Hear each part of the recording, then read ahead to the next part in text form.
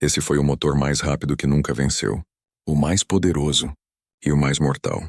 O motor que fez a Indy tremer. O rugido do 9V8 não era apenas barulho. Era um grito. Um trovão metálico que rasgava o ar, fazendo tremer os vidros das casas próximas ao circuito e gelando a espinha de quem ousava encarar a fera de frente. Quem estava nas arquibancadas não esquecia jamais. O som não parecia humano. Era como se um monstro de aço tivesse acordado de um sono profundo e estivesse furioso por ter sido despertado. E ainda assim, o 9 nunca venceu Indianápolis.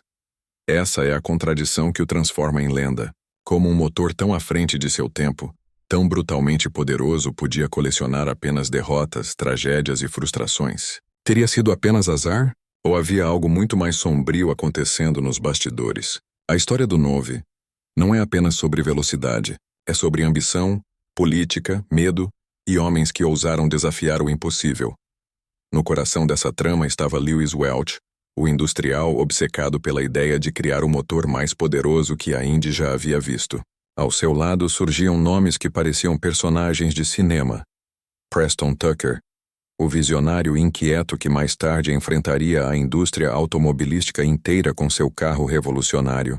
Eddie Rickenbacker, o as da aviação da Primeira Guerra Mundial e dono da Indy. E Andy Granatelli, o showman que transformava cada corrida em espetáculo. Esses homens não queriam apenas participar de corridas. Eles queriam desafiar o mundo. E foi assim que nasceu o 9V8. Enquanto a maioria dos motores da época mal passava dos 300 cavalos de potência, o 9 cuspia fogo com mais de 450. Seu rugido era tão alto que os mecânicos tinham de tampar os ouvidos mesmo a dezenas de metros de distância. Mas potência bruta tem um preço, e o 9 cobrava caro. Nenhum chassi parecia capaz de suportar sua força. Nenhum pneu conseguia domá-lo. A cada curva, o carro ameaçava escapar das mãos do piloto como um touro selvagem que não aceita ser montado. Nos boxes, a fama se espalhava. Se você sobrevive às primeiras 10 voltas com o 9, pode até terminar a corrida. Mas sobreviver, esse é o problema. O motor começou a colecionar tragédias. Corridas interrompidas por quebras, acidentes fatais, explosões que marcavam para sempre a reputação da máquina. O público assistia fascinado, dividido entre a admiração e o medo. O 9 se tornava espetáculo, mas também maldição. E foi nesse ponto que começaram os sussurros. Será que o 9 fracassava apenas por instabilidade técnica? Ou havia algo mais profundo? Algo oculto, político, invisível ao público? Dentro dos corredores da Indy e da própria indústria automobilística americana, o motor começou a ser visto como um intruso. Forte demais, barulhento demais, arriscado demais. Um motor assim ameaçava o equilíbrio delicado entre fabricantes, equipes e patrocinadores. E naqueles tempos o equilíbrio era mais importante do que a vitória de qualquer indivíduo. Em reuniões secretas longe do público, executivos se perguntavam: vale a pena deixar esse monstro vencer? Vale a pena arriscar transformar Indianápolis em palco de tragédias ainda maiores?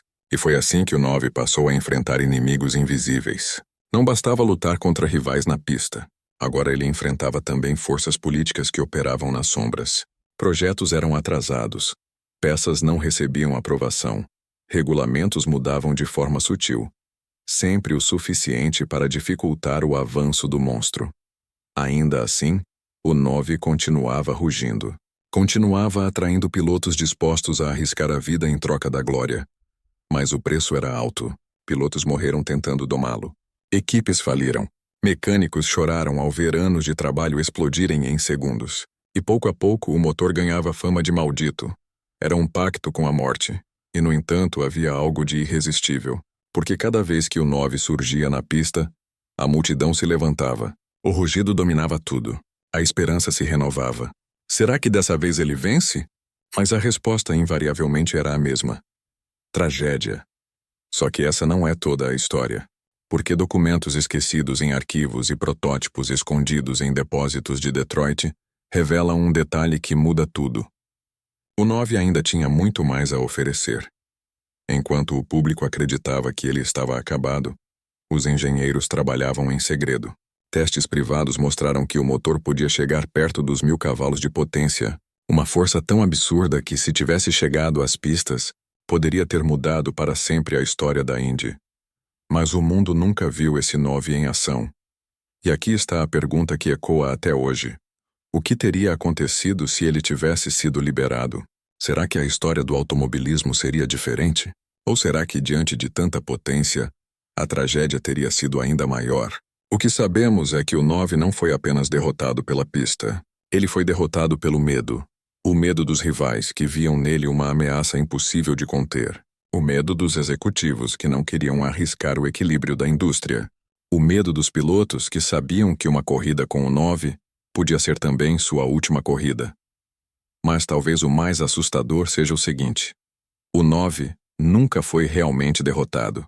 Porque ainda hoje, quando alguém ouve uma gravação de seu rugido, sente algo diferente. Não é apenas nostalgia. É como se o motor ainda estivesse vivo. Como se gritasse do além. Lembrando que poderia ter mudado tudo, se tivesse sido permitido. E essa é a essência da sua lenda. O 9 não venceu corridas, mas venceu o tempo. Ele continua sendo lembrado, estudado, reverenciado, não como um campeão, mas como um fantasma. Um fantasma de aço e gasolina. E o mais perturbador é que sua história não terminou ali. Porque enquanto o 9 era sufocado pela política e pelas tragédias, outros motores enfrentavam destinos parecidos. O Chevrolet 1396, enterrado vivo dentro da própria General Motors, não por falhas mecânicas, mas por conspirações internas. O 283 Fueli, o primeiro V8 com injeção eletrônica, revolucionário, mas limitado para não ameaçar o equilíbrio de divisões dentro da mesma corporação. O que une todos esses motores é o mesmo inimigo invisível, a política. A lição é cruel. Na pista, vence o mais rápido. Nos bastidores, vence o mais esperto. E talvez seja por isso que até hoje o rugido do 9 ecoa como um aviso. Um aviso de que a verdadeira corrida nunca acontece apenas no asfalto. O rugido do 9 não ecoava sozinho. Ele fazia parte de uma sinfonia proibida. Um conjunto de motores que jamais puderam mostrar sua verdadeira grandeza. Cada um deles foi sufocado. Não pela fraqueza de seus pistões, mas pelo peso invisível da política. Nos anos 60, enquanto o 9 se tornava lenda trágica em Indianápolis, outro gigante nascia em Detroit, o Chevrolet 396. Um motor que carregava no peito a brutalidade americana, força bruta, torque esmagador, um ronco que fazia vibrar janelas e corações. Se tivesse liberdade, o 396 teria dominado as ruas e consolidado a Chevrolet como rainha absoluta da era dos muscle cars. Mas dentro dos corredores da General Motors, havia quem não estivesse disposto a permitir isso. O nome que surgia em todas as conversas era John Z. DeLorean. Carismático, ousado e implacável, ele enxergava além dos números de potência. Para ele, o futuro não estava apenas em cavalos de força, mas em imagem, em marketing agressivo, em rebeldia calculada. O 396 poderia engolir todos, mas DeLorean queria que o trono fosse do Pontiac GTO. E foi assim que o 396 começou a morrer. Não nas ruas, mas nos escritórios. Orçamentos cortados, projetos atrasados, relatórios distorcidos. A caneta dos executivos provava ser mais letal que qualquer rival nas pistas. Enquanto o GTO recebia luz, o 396 era empurrado para a sombra. O resultado? O público jamais soube o que realmente havia acontecido. Para as ruas parecia apenas que a Pontiac havia vencido pelo braço, mas a verdade era mais cruel. O 396 foi enterrado vivo. E ainda havia outro personagem nessa tragédia. O Chevrolet 283 Fueli. O primeiro V8 americano com injeção eletrônica. Uma revolução que poderia ter mudado o rumo da indústria décadas antes. Mas o Fueli foi contido, limitado, sabotado pela própria GM para não desequilibrar suas divisões internas. E aqui está a verdade que poucos têm coragem de admitir. O Fueli era a prova de que o futuro estava pronto. Mas não era conveniente. O público acreditava que cada um desses motores tinha perdido por falhas técnicas, por limitações naturais. Mas não. Eles foram vítimas da mesma força invisível. O medo. O 9V8 foi sufocado porque era rápido demais, perigoso demais, incontrolável demais. O 396 foi enterrado porque era grande demais, ameaçador demais, capaz de sufocar rivais dentro da própria GM. O 283 Fuile foi contido porque era moderno demais, ousado demais, capaz de quebrar o equilíbrio que mantinha cada divisão em seu lugar. E assim, cada um deles se tornou lenda não pelo que fez, mas pelo que poderia ter feito.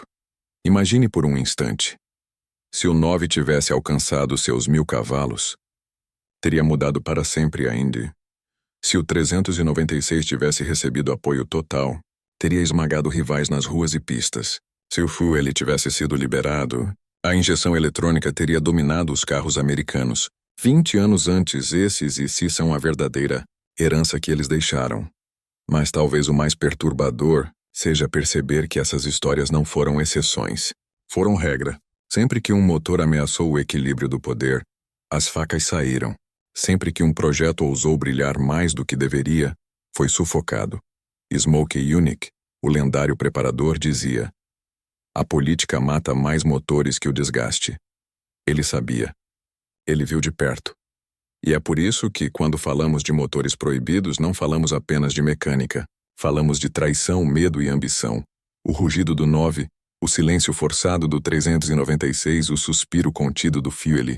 Todos eles se encontram em um mesmo ponto. O de que a verdadeira corrida nunca foi entre carros. Foi entre homens. Homens dispostos a manipular, sabotar, conspirar.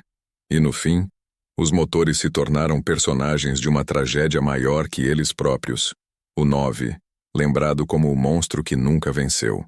O 396, o campeão enterrado pela própria família. O Fueli, o profeta que falou cedo demais. 3 fantasmas que continuam a assombrar garagens, oficinas e arquibancadas até hoje. Porque o que mata a carne é o tempo, mas o que mata a máquina é o silêncio. E esses motores jamais foram silenciados de verdade. Eles rugem até hoje, não no asfalto, mas na memória de todos que ousam perguntar: e se?